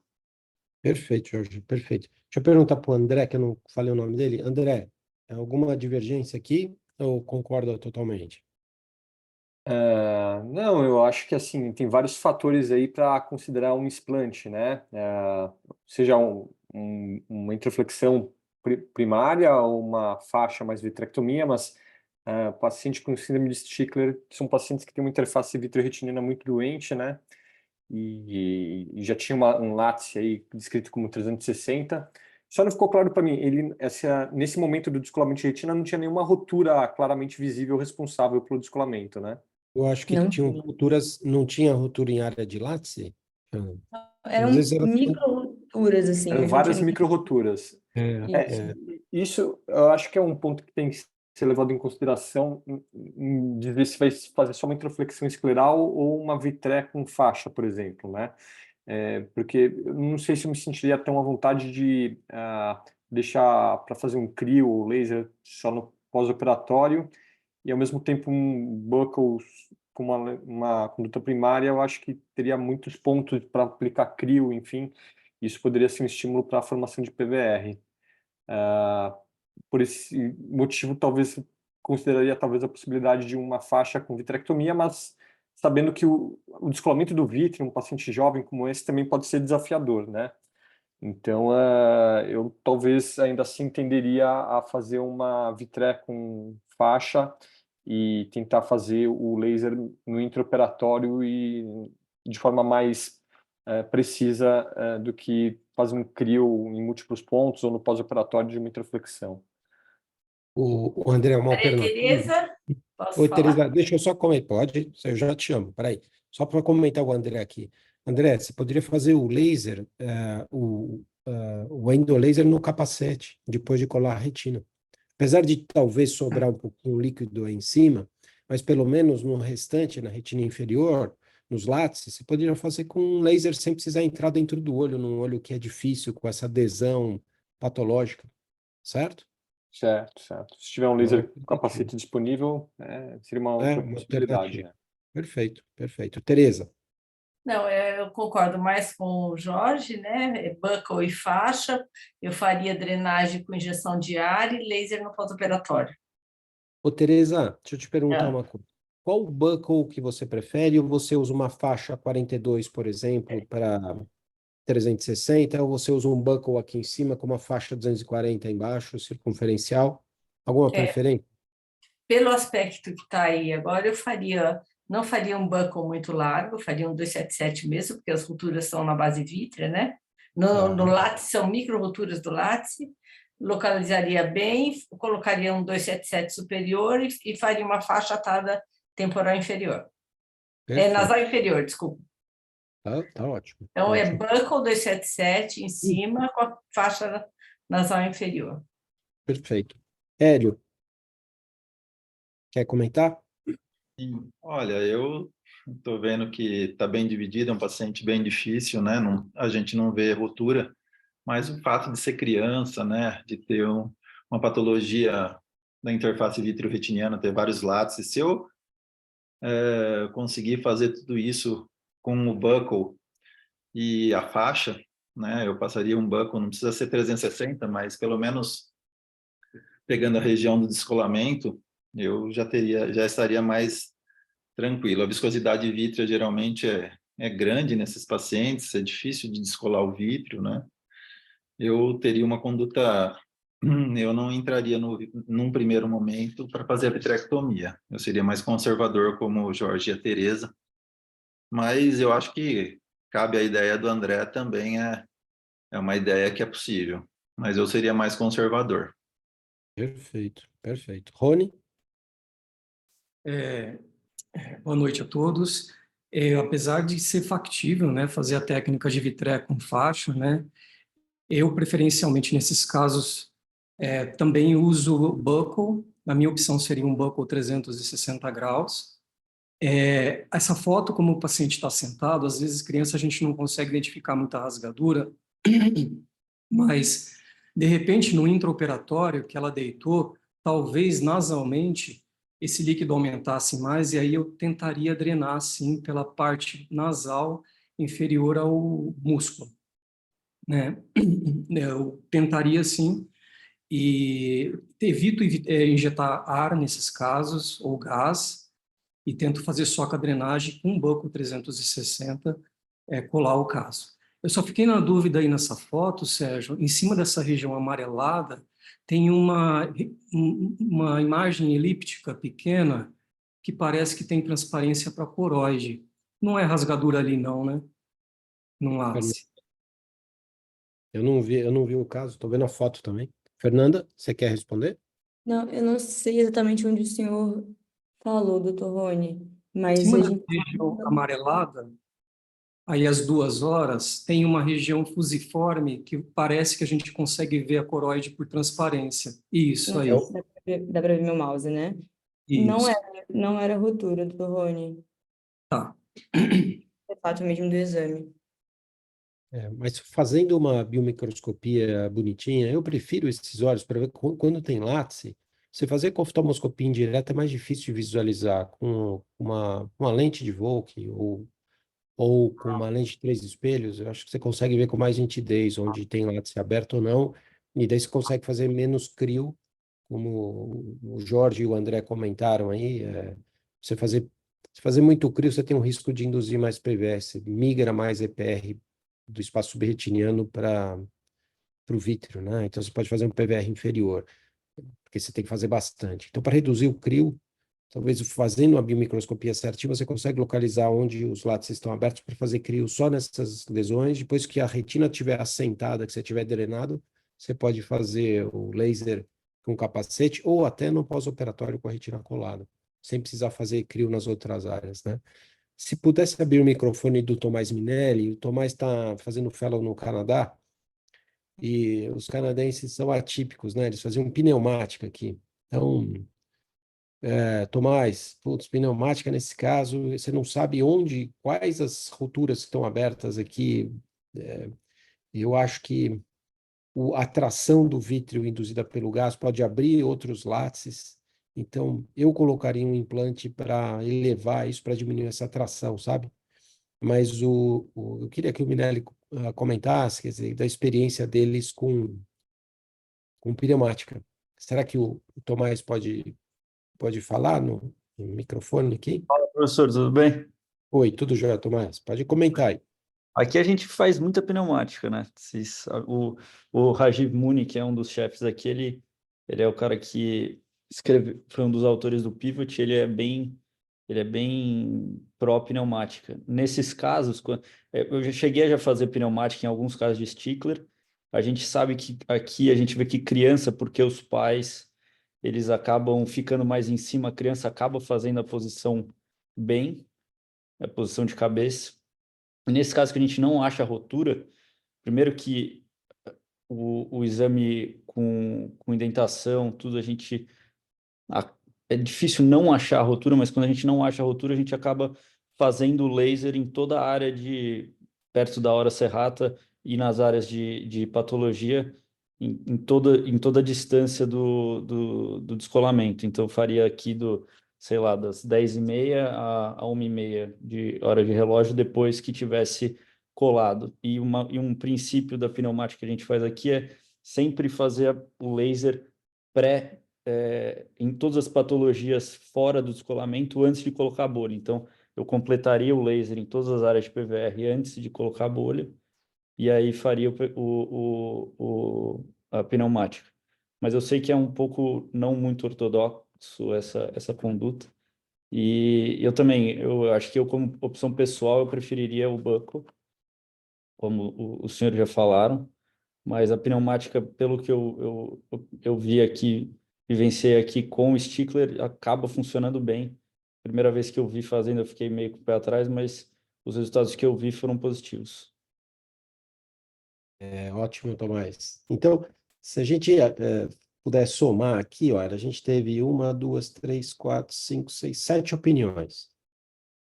5 opiniões a favor de introflexão, uma opinião, se eu falar do Tomás aqui, sobre pneumática, e outra opinião, que o André está dividido, entendi o André, mas o André falou que poderia fazer faixa mais vitrectomia, que seria uma possibilidade, tá? Mas eu acho que, predominantemente, a gente usaria uma conduta mais ortodoxa, o termo que o Tomás chamou, né? De fazer o que a gente está acostumado a saber que dá certo. Mas, eventualmente, com quem tem experiência com pneumático, pode fazer pneumática, ou com associar a vitrectomia, mesmo um paciente jovem com essa alteração de interface, é possível, mas talvez seja mais difícil. Acho que pós-operatório, o risco de complicação talvez seja maior, né? Fernanda, você quer mostrar como foi feito aqui? Sim. Então, nós optamos pela introflexão escleral e posicionamos o buckle 180 graus temporal. Nessa região temporal tinha mais látice e algumas microroturas, então nós priorizamos essa região por conta disso. No primeiro, eu já posso seguir, doutor Sérgio? Pode seguir. Não tem o vídeo da cirurgia, mas eu queria Drenou. discutir... Desculpa? Drenou. Drenamos. Drenamos nasal superior. Drenou bastante, inclusive. No intraoperatório, a cirurgia foi 2 dias depois daquele deitone inicial. A mácula já estava descolada e o bolsão estava maior. A gente drenou na nasal superior. E posicionamos o sleeve nasal inferior, como a doutora Maria Tereza tinha comentado.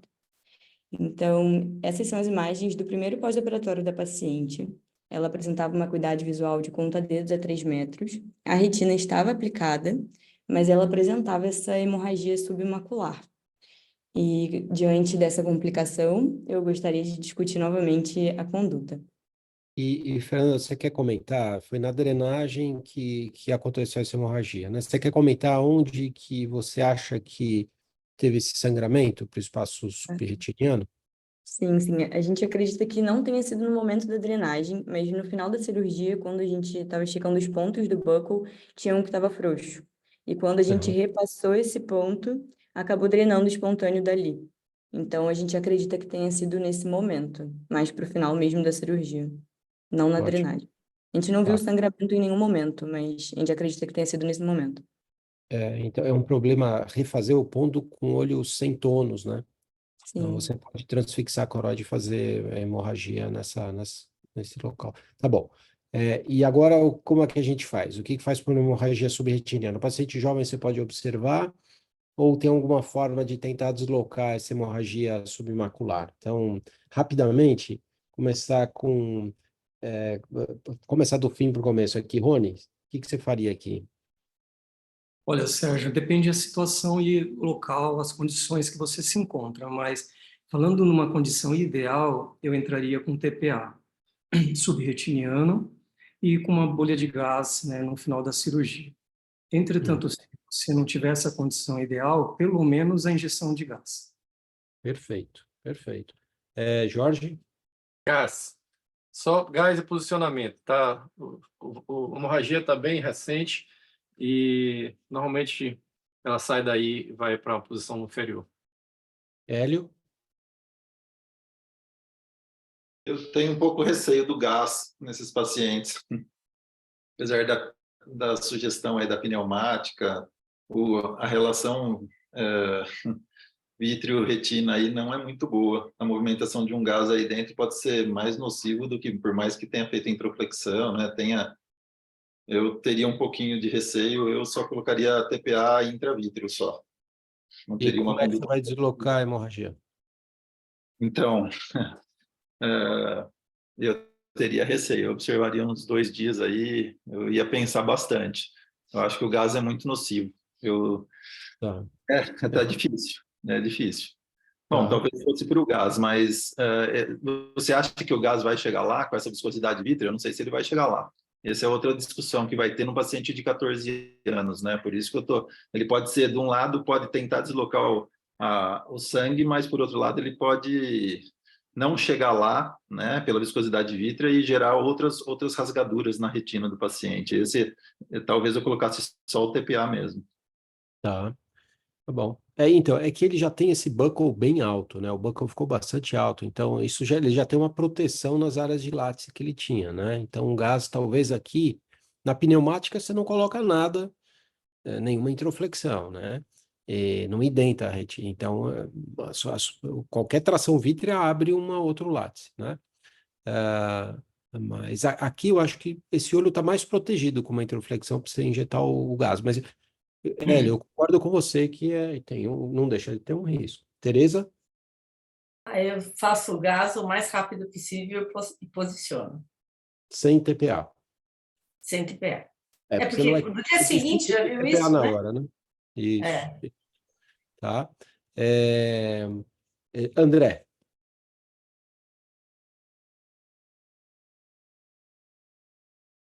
o André já foi fazer a janta do filhinho dele. É, Tomás,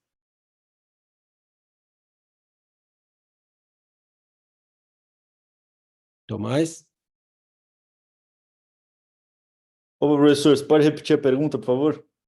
então, esse paciente na evolução teve uma hemorragia na drenagem, depois não, da drenagem não, foi repassado um ponto, e na repassagem do ponto teve uma hemorragia que está localizada aí subfoveal, tá?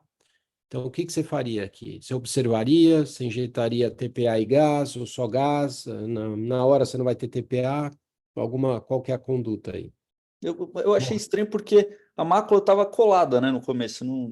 Eu não sei. Parecia que a mácula estava colada, né? Então, eu acho que não estava, eu Não acho tá? que tinha um descolamento. Fernanda, a mácula No estava início, descolada, né? no início estava colada, mas a gente operou 2 dias depois. No Ah, tá. intraoperatório já deu para ver que estava Estava descolada. descolada. Isso, porque se não tivesse, raramente com uma mácula colada, você vai ter, já, a hemorragia vai chegar aí, né? É isso que, Sim, sim. isso que você está falando. É. Né, Tomás? E agora? A Mas mácula estava eu concordo descolada com 2 dias colocar o depois? gás só se não tiver o TPA, ou É, colocar o TPA também intravítrio com uma injeção, como se fosse fazer uma pneumática, colocar o TPA e o gás junto e posição de cabeça. tá. Só para quem não está muito ambientado com isso, TPA e drenagem, a gente usa o TPA para liquefazer um coágulo que esse coágulo deve estar denso, né? E não está liquefeito. Então, pode ser que se a gente injete só gás, a gente não consiga tirar esse coágulo dessa região central. E a ideia do TPA intravítrio é que ele penetra, transfixa a retina, dilui essa hemorragia e aí com o gás a gente consegue empurrar essa retina para baixo com a posição de cabeça, né? Ah, Algumas pessoas não acreditam no TPA e acham que só o gás é suficiente, então tem algumas divergências aí, e é o que a gente está vendo aqui na discussão, né? Fernanda, tua vez. Segue o caso. Bom, então, como é difícil conseguir o TPA de forma imediata, né, no nosso serviço, então nós optamos pela injeção do gás, como foi a conduta citada pela grande maioria dos discutidores. Então, fizemos a injeção de 0,3 ml, C3F8 a 100%, via paz plana e posicionamos a paciente. Então, no dia seguinte da injeção do gás, a gente já conseguiu observar uma redução importante dessa hemorragia submacular, mas a visão dela continuava em conta-dedos a 3 metros. E ao longo do segmento, a gente consegue observar que essa hemorragia diminuiu, a visão da paciente melhorou, e a última avaliação que temos é dessa semana, em que ela já apresenta uma visão de 20/63, com uma mobilização praticamente completa dessa hemorragia submacular e subfoveal, uma melhora significativa do quadro, lembrando que no início era uma hemorragia bem espessa. Excelente documentação, hein, Fernanda? Aí dá para a gente. É interessante, aqui eu acho que é importante, quer dizer, independente, se você não tiver TPA, eu acho que é importante injetar o gás para você tentar deslocar a hemorragia para não ter toxicidade em fotorreceptor. Eu acho que talvez por você não ter injetado o TPA e esse coágulo ter demorado mais tempo para reabsorver, você tem essa fragmentação do zona elipsoide aí, tem essa visão de 20/63. Mas, como ela é criança, dando mais tempo, eu acho que você vai, mesmo com menos células, menos fotorreceptores, alguns solos foram lesados, você vai conseguir ah, é, ganhar visão e aí você vai ter um realinhamento melhor da retina externa na região foveal. Eu acho que ainda esse paciente ainda vai ganhar mais visão, tá? Tomara. Não vai, deve ganhar. É jovem e com um mês só depois de descolamento, os pacientes ganham visão até mais tarde. Alguém quer fazer algum comentário a mais aqui? Tem alguns comentários, se você me permitir. Lógico, pode falar, lógico. Primeiro, cumprimentar Tomás, que tem um ano que a gente se encontrou lá na Duke, e ele estava começando o fellow dele. E segundo, não sei se você faz parte, não sei se você viu, semana passada teve uma discussão de caso no Retina Hub, muito parecido, paciente de 26 anos, com látice e múltiplos rasgões 180 graus, e a discussão toda foi sobre buckle. O John, pena que ele Isso. está aqui, porque ele foi bem ativo.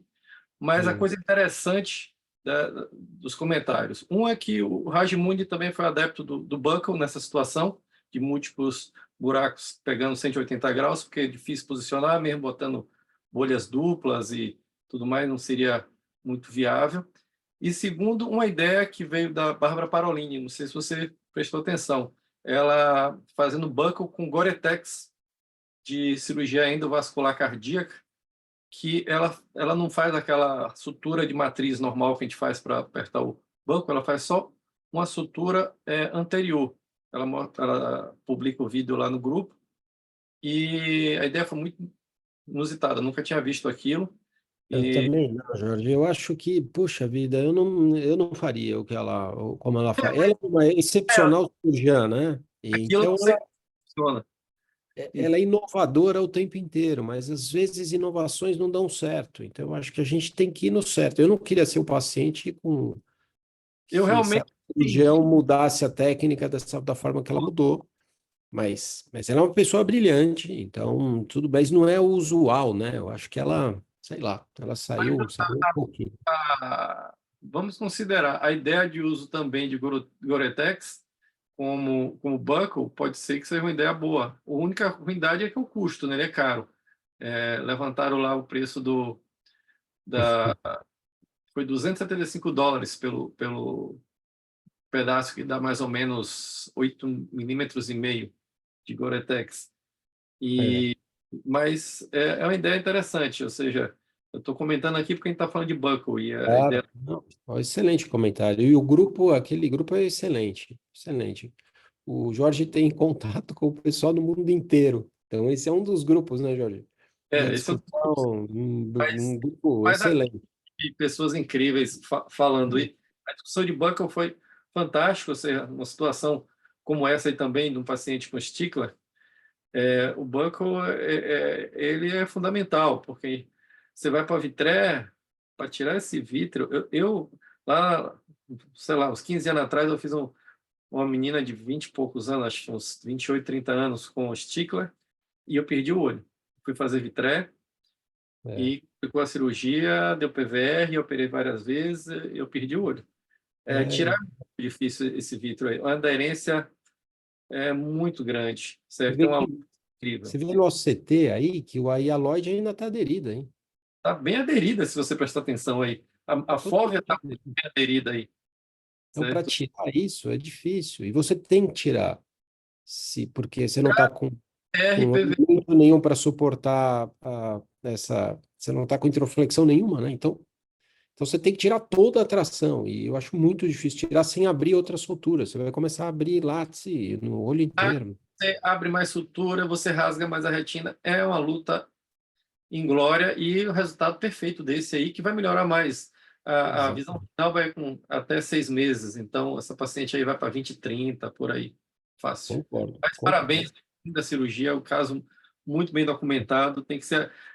Esse caso aí é bom botar na USP final do ano para discussão cirúrgica que fazer, porque o caso é muito interessante. A discussão sobre buckle é muito interessante, porque tem muita gente que não quer mais fazer pelas dificuldades e o tempo que tem, e questões econômicas, mas é uma técnica ainda de grande qualidade.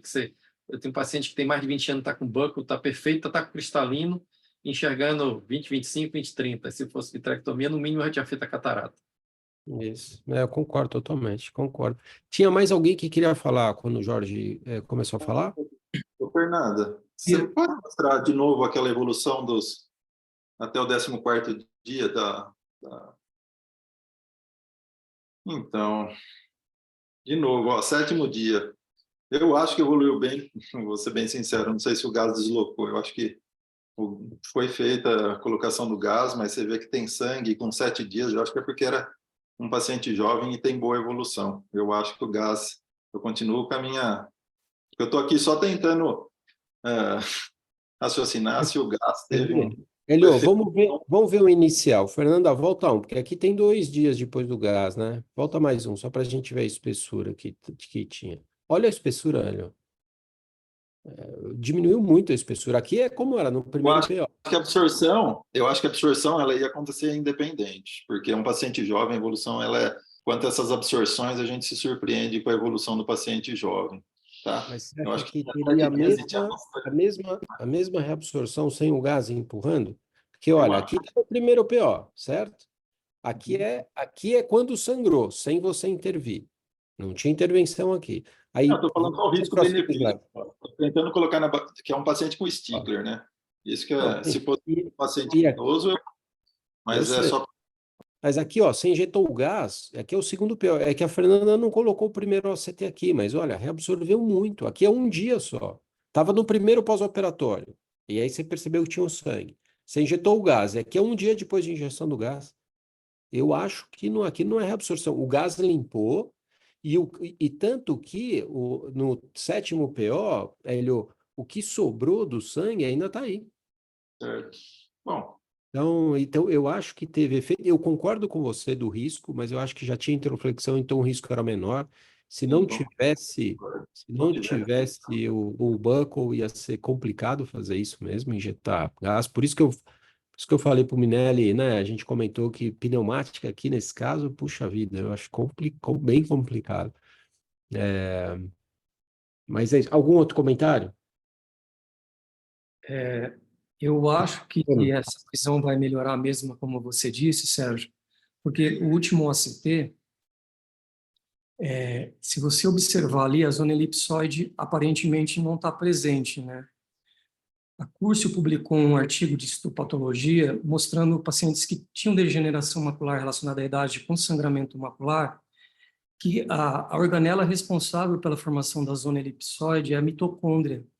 E quando há um sangramento subretiniano, ela sofre uma translocação. Ela sai do lugar dela, e por isso que talvez a gente não está tendo o desenho da zona elipsoide nesse OCT ainda adequadamente.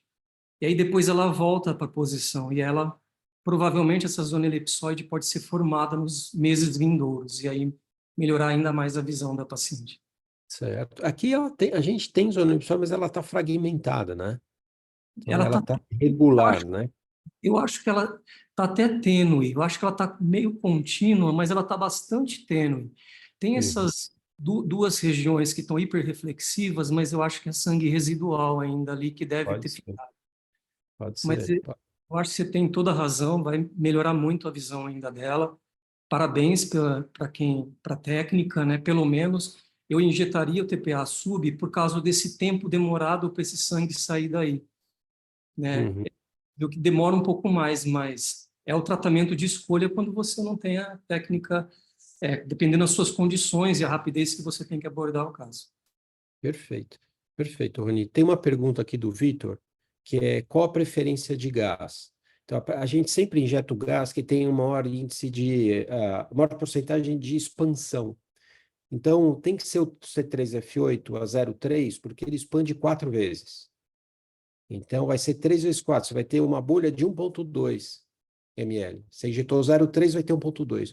O SF6 duplica só. Então, a bolha vai ficar pequena. E você não pode injetar um volume maior de gás, porque a pressão intraocular fica muito alta. É difícil você fazer paracentese, é difícil.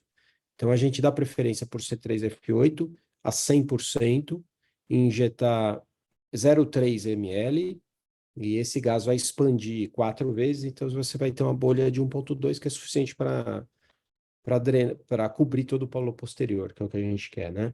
Tá? E mesmo assim, com 0,3, você vai ter que fazer paracentese, tá? Eu acho que a resposta é essa. E alguma outra questão aqui? Algum outro comentário? Então, Fernanda, super obrigado pela tua apresentação, excelente caso, parabéns pela cirurgia, é um caso desafiador, tá? E Eu excelente fiz uma... resultado. Tem Oi, dois você quer fazer? comentários Ah, rapidinho. ótimo, ótimo, pode É bem seguir, então pode rapidinho. seguir, só para fechar, ótimo. Uma revisão rápida sobre manejo de hemorragia submacular. Então, o principal artigo e protocolo que fala sobre isso é o Manchester. Então, nesse artigo, eles pegaram pacientes com hemorragia submacular maior ou igual a 2 diâmetros de disco que envolviam a fóvea e que tinham uma evolução de menos de 2 semanas. Então, preenchendo para pacientes nesses critérios, eles encontraram 31. E para esse grupo de pacientes, eles injetaram o TPA intravítreo associado ao gás 0,3 ml de C3F8 a 100%, com a posição de cabeça por 3 a 5 dias. Eles examinaram esses pacientes com 1 dia depois do procedimento, 3 dias, 1 semana e 1 mês. Mas a visita e a avaliação mais importante era do 3º dia, porque se em 3 dias o paciente tivesse um deslocamento de hemorragia, ele era considerado como bem-sucedido no tratamento e ele era só acompanhado de forma ambulatorial. Mas se o sangue não tivesse deslocado ou tivesse reduzido pouco, ou ainda se o paciente tivesse desenvolvido hemorragia vítrea, eles trocavam a conduta e trocavam esse paciente e invadiam com vitrectomia associada a TPA subretiniano, reforçando que não deveria ultrapassar 3 semanas do aparecimento da hemorragia. E eles tiveram ótimos resultados em relação a essa técnica. De 31 pacientes, 24 tiveram sucesso, e eles associaram e avaliaram que esses pacientes com sucesso eram os que tiveram uma melhor acuidade visual na apresentação e uma extensão menor da hemorragia. E eles mediram essa proporção da hemorragia com cerca de 10 diâmetros de disco. Então, os pacientes que tinham uma hemorragia maior do que essa dimensão eram os que evoluíram pior e não tiveram esse deslocamento da hemorragia. E os menores de 10 diâmetros de disco tiveram um melhor prognóstico. Além disso, apesar deles não citarem um valor de espessura central submacular, subfoveal no trabalho, eles viram que os pacientes que tiveram sucesso eram os que tinham uma menor espessura central, e a média foi em torno de 630 micra. Então, os acima disso não tiveram sucesso com essa técnica. Então, para considerar falência do tratamento, era não ter o deslocamento da hemorragia ou desenvolver hemorragia vítrea. Então, esse estudo é muito importante, dizendo que a gente pode tentar essa técnica menos invasiva com pacientes com hemorragia submacular antes de fazer a vitrectomia, que seria fazer o TPA intravítreo e a injeção de gás. E um outro dado que eu queria falar um pouquinho rapidinho também é sobre o laser profilático em Stickler, que não é bem determinado se deve ser feito ou não. Então, eu trouxe esse artigo que foi publicado no ano passado, que tinha como objetivo avaliar se há benefício em fazer o laser profilático nesses pacientes ou não. Então, eles trazem esse conceito de laser estendido para a base vítrea, que seria fazer laser da hora serrata até o equador, com espaço entre as marcas de meio até 1 spot.